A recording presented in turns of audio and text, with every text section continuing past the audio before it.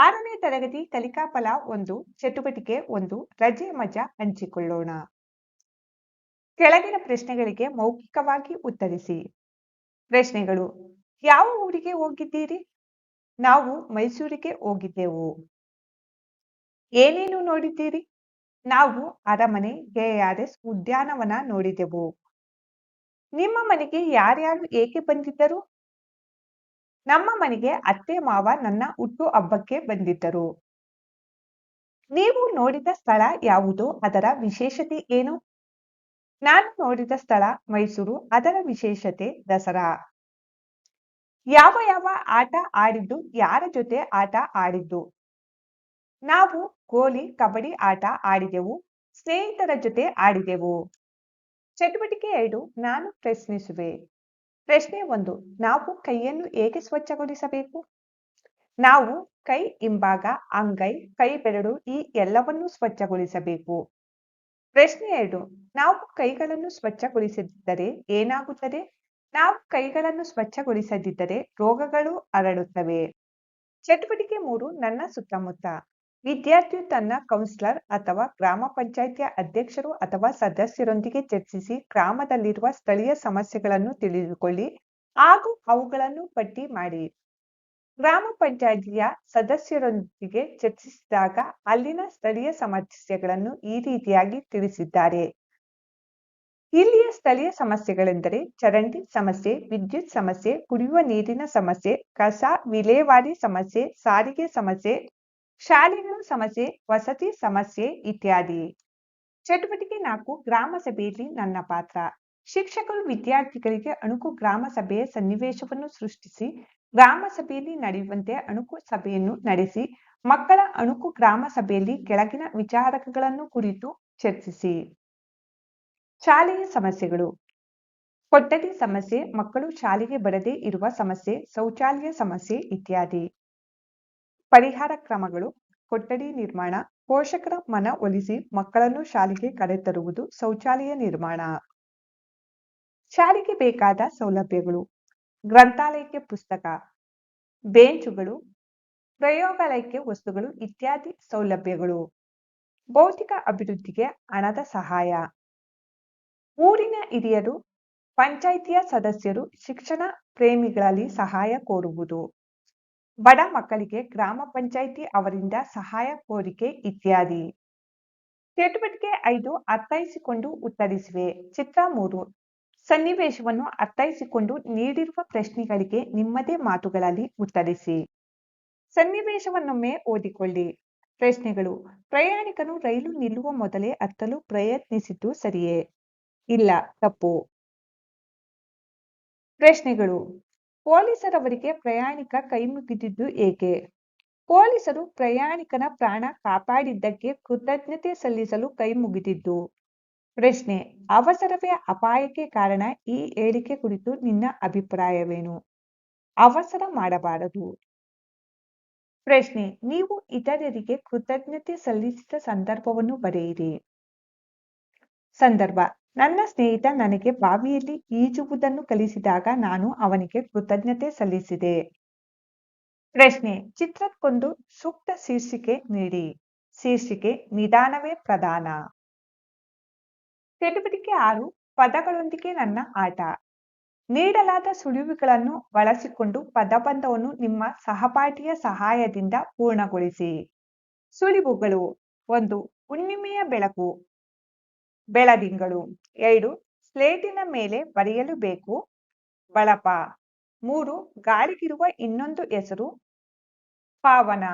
4 ಆಕಾಶಕ್ಕೆ ಮತ್ತೊಂದು ಹೆಸರು, ಗಗನ. ಪ್ರಶ್ನೆ: ನಿಮಗೆ ಬೆಳದಿಂಗಳು ಇಷ್ಟವೇ? ಏಕೆ? ನನಗೆ ಬೆಳದಿಂಗಳು ಇಷ್ಟ ಏಕೆಂದರೆ ತಣ್ಣನೆಯ ಬೆಳಕಿನಿಂದ ಕೂಡಿರುತ್ತದೆ.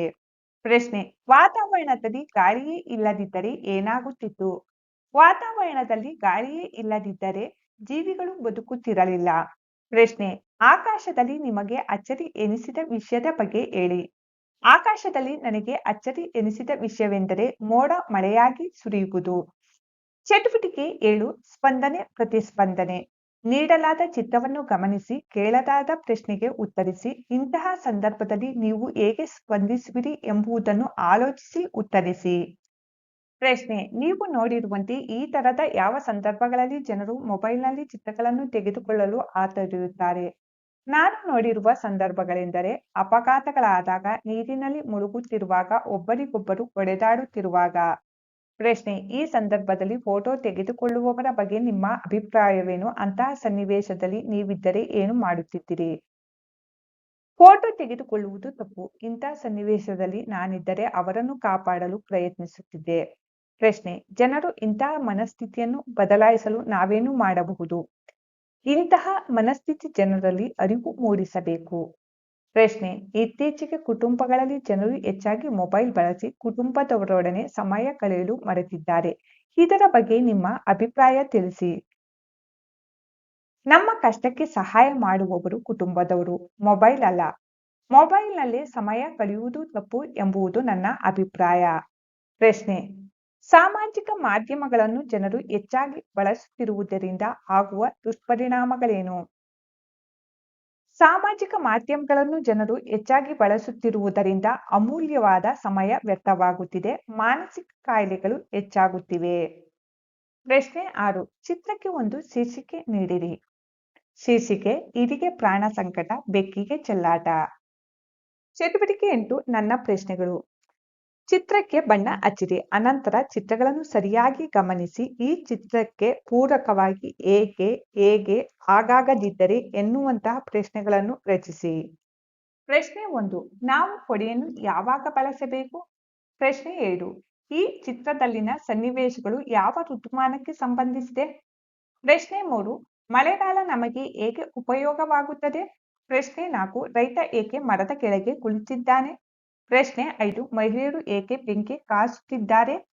ಚಿತ್ರವನ್ನು ಸೂಕ್ಷ್ಮವಾಗಿ ಗಮನಿಸಿ ಪ್ರಶ್ನೆಗಳಿಗೆ ಉತ್ತರಿಸಿ. ಪ್ರಶ್ನೆ 1: ಈ ಚಿತ್ರಗಳಲ್ಲಿ ನೀವು ಇಷ್ಟಪಡುವ ಸಂದರ್ಭ ಯಾವುದು? ಅದನ್ನೇ ಏಕೆ ಇಷ್ಟಪಡುತ್ತೀರಿ? ನನಗೆ ಮಳೆಗಾಲವೆಂದರೆ ಇಷ್ಟ, ಏಕೆಂದರೆ ಮಳೆಯಲ್ಲಿ ಆಟವಾಡಲು. ಪ್ರಶ್ನೆ 2: ನೀವು ಗಮನಿಸಿರುವಂತೆ ಯಾವ ಸಂದರ್ಭವು ಹೆಚ್ಚು ದಿನಗಳವರೆಗೆ ಇದೆ? ಕಾರಣವೇನಿರಬಹುದು? ಬೇಸಿಗೆಗಾಲ ಹೆಚ್ಚು ದಿನಗಳವರೆಗೆ ಇರುತ್ತದೆ. ಕಾರಣ ಮರಗಳು ಕಡಿಮೆ ಇರುವುದರಿಂದ. ಪ್ರಶ್ನೆ 3: ಪ್ರಸ್ತುತ ಸಮಯದಲ್ಲಿ ಬೇಸಿಗೆ ಕಾಲದ ತಾಪಮಾನ ಹೆಚ್ಚುತ್ತಿರಲು ಕಾರಣವೇನು? ಪ್ರಸ್ತುತ ಸಮಯದಲ್ಲಿ ಕಾಡುಗಳ ನಾಶ ಮಾಡುತ್ತಿರುವುದರಿಂದ ಮಳೆ ಕಡಿಮೆಯಾಗಿ ತಾಪಮಾನ ಹೆಚ್ಚುತ್ತಿದೆ. ಚಟುವಟಿಕೆ 9: ಸಂದರ್ಶನ ಮಾಡೋಣ. ನಿಮ್ಮ ಊರಿನಲ್ಲಿರುವ ಯಾರಾದರೂ ಉದ್ಯೋಗಸ್ಥರನ್ನು ಭೇಟಿ ಮಾಡಿ. ಈ ಪ್ರಶ್ನೆಗಳನ್ನು ಕೇಳಿ ಮಾಹಿತಿಯನ್ನು ಸಂಗ್ರಹಿಸಿ ಬರೆದು ವ್ಯಕ್ತಿಯನ್ನು ಪರಿಚಯಿಸಿ. ಹೆಸರು ಮತ್ತು ವಯಸ್ಸು. ಹೆಸರು ಶಂಕರ, ವಯಸ್ಸು 32 ವರ್ಷ. ಅವರ ಉದ್ಯೋಗ ಶಿಕ್ಷಕ. ಉದ್ಯೋಗದ ಅರ್ಹತೆ B.Ed. ಕಲಿತ ವಿಧಾನ ದ್ವಿತೀಯ PUC ನಂತರ 4 ವರ್ಷ ವೃತ್ತಿ ಶಿಕ್ಷಣದಲ್ಲಿ ಬೋಧನಾ ಪದ್ಧತಿ. ಸೇವೆ ಸಲ್ಲಿಸಿದ ಅವಧಿ 7 ವರ್ಷವಾಗಿದೆ. ಪ್ರಶ್ನೆ: ಈ ಉದ್ಯೋಗವು ನಿಮಗೆ ಸಂತೃಪ್ತಿ ಪಡಿಸಿದೆಯೇ? ಹೇಗೆ? ಹೌದು, ಸಂತೃಪ್ತಿ. ಅವರು ನೀಡಿದ ಕಾರಣ: ಮಕ್ಕಳಿಗೆ ಒಳ್ಳೆಯ ಶಿಕ್ಷಣ ಕೊಡುತ್ತಿದ್ದೇನೆ, ಸಮಾಜದಲ್ಲಿ ನನಗೆ ಗೌರವ ಕೊಡುತ್ತಾರೆ ಮತ್ತು ಸರ್ಕಾರದಿಂದ ಸಂಬಳ ಸಿಗುತ್ತದೆ, ಇದರಿಂದ ನನ್ನ ಕುಟುಂಬ ಸಂತೋಷವಾಗಿದೆ. ಪ್ರಶ್ನೆ: ಈ ಸಾಧನೆ ಮಾಡಲು ನಿಮಗೆ ಹೇಗೆ ಸಾಧ್ಯವಾಯಿತು? ಈ ಸಾಧನೆ ಮಾಡಲು ನಾನು ತುಂಬಾ ಶ್ರಮಪಟ್ಟು ಓದಿ ಉತ್ತಮ ಅಂಕ ಗಳಿಸಿದ್ದೇನೆ. ಪ್ರಶ್ನೆ: ಉದ್ಯೋಗದ ಕುರಿತು ನಿಮ್ಮ ಅನುಭವ ತಿಳಿಸಿ. ಈ ಶಿಕ್ಷಕ ಉದ್ಯೋಗವು ತುಂಬಾ ಉತ್ತಮವಾದದ್ದು.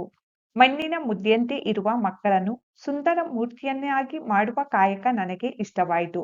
ಮಕ್ಕಳಿಗೆ ಜ್ಞಾನ ನೀಡುವುದು ಒಳ್ಳೆಯ ಅನುಭವವಾಗಿದೆ. ಪ್ರಶ್ನೆ: ಈ ಉದ್ಯೋಗವನ್ನೇ ನೀವು ಏಕೆ ಆರಿಸಿಕೊಂಡಿರಿ?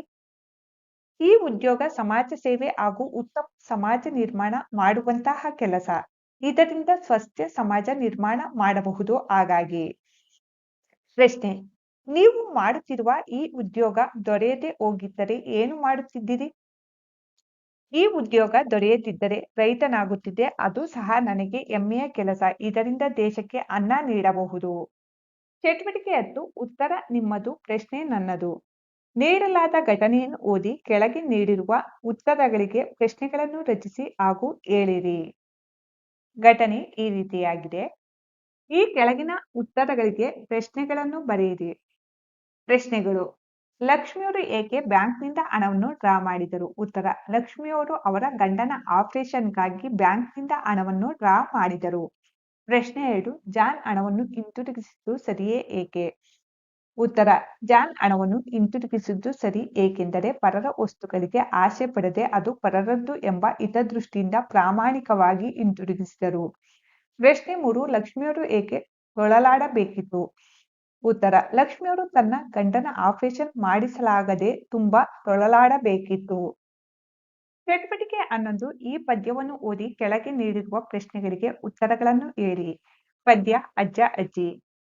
ಈ ಪದ್ಯವನ್ನು ಬರೆದಿರುವವರು ವಿ.ಕೆ. ಮೀನಾಕ್ಷಿ ಅವರು.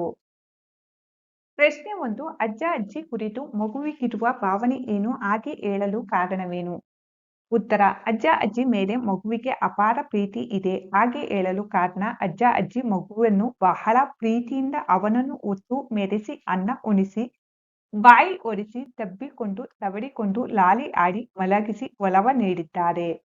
ಪ್ರಶ್ನೆ 2: ಅಜ್ಜ ಅಜ್ಜಿ ಒಡನಾಟವನ್ನು ಮಗು ಹೇಗೆ ಬಣ್ಣಿಸಿದೆ? ಉತ್ತರ: ಅಜ್ಜ ಅಜ್ಜಿ ಮಗುವನ್ನು ಹೊತ್ತು ಕೂಸುಮರಿ ಮಾಡಿ ಮೆರೆಸಿದ್ದಾರೆ. ತಬ್ಬಿಕೊಂಡು ತೋಳದಿಂದ ತಲೆಗೆಣಿಸಿ ಹೊತ್ತು ತಂದು ಕಥೆಯ ಹೇಳಿ ಲಾಲಿ ಆಡಿ ಒಲವ ನೀಡಿದ್ದಾರೆ ಎಂದು ಮಗು ಬಣ್ಣಿಸಿದೆ. ಪ್ರಶ್ನೆ 3: ಮಗು ಪದ್ಯದಲ್ಲಿ ತನ್ನ ಅಜ್ಜ ಅಜ್ಜಿ ಕುರಿತು ಹೇಳಿದ ಮಾತು ಎಷ್ಟು ಸರಿ? ನಿಮ್ಮ ಅಭಿಪ್ರಾಯವೇನು? ಉತ್ತರ: ಅಜ್ಜ ಅಜ್ಜಿ ಬಗ್ಗೆ ಮಗು ಹೇಳಿದ ಮಾತು ಸತ್ಯ, ಏಕೆಂದರೆ ಅಜ್ಜ ಅಜ್ಜಿಗೆ ಮೊಮ್ಮಕ್ಕಳ ಮೇಲೆ ಬಹಳ ಪ್ರೀತಿ. ಅವರಿಗೆ ಮೊಮ್ಮಕ್ಕಳು ಕೊನೆಯ ಸ್ನೇಹಿತರಾಗಿರುತ್ತಾರೆ. ನನ್ನ ಕಲಿಕೆ: